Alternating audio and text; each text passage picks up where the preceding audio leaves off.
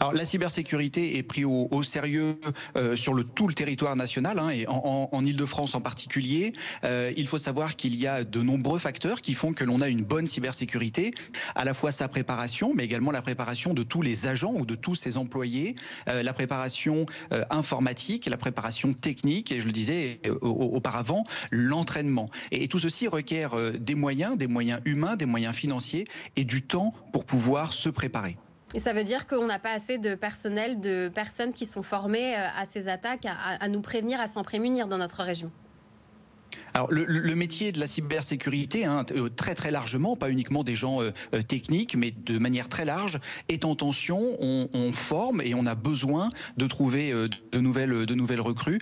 Et effectivement, il est difficile de pourvoir un certain nombre de postes qui ont pour objectif de surveiller et ensuite de qualifier les menaces pour pouvoir les arrêter. Et c'est pour ça qu'il est important de se former, mais également de mutualiser ses ressources au travers de prestataires informatiques qui vont avoir ces personnes-là et qui vont ensuite pouvoir les mettre à disposition des entreprises ou des établissements publics pour surveiller les attaques, parce qu'on s'aperçoit que celles-ci interviennent souvent tard dans la nuit ou le week-end, à un moment où les équipes qui sont en charge du système d'information, eh bien, elles sont au repos. Donc il est important d'avoir des backups, d'avoir des personnes qui sont là pour nous épauler et surveiller les menaces 24 heures sur 24.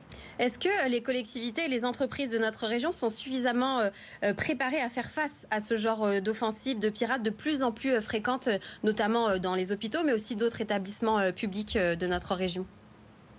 Alors, il est difficile de faire une généralité, mais ce que l'on peut constater, c'est qu'il y a des petites et des moyennes entités gouvernementales qui ne sont, elles, pas forcément bien préparées, parce que cela demande un budget, cela demande une concentration particulière sur ces ressources.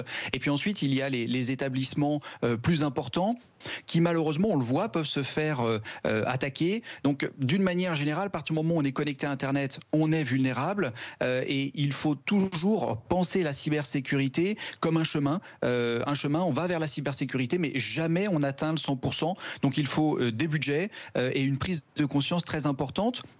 Le gouvernement met les moyens en termes de communication et d'efforts pour sensibiliser un maximum d'établissements, et on le voit avec notamment France Relance, il y a eu des budgets très importants débloqués pour les collectivités afin d'augmenter leur niveau de cybersécurité. Ça ne se fait pas en un jour, mais le mécanisme, le processus est lancé et de nombreux acteurs sont là pour les accompagner.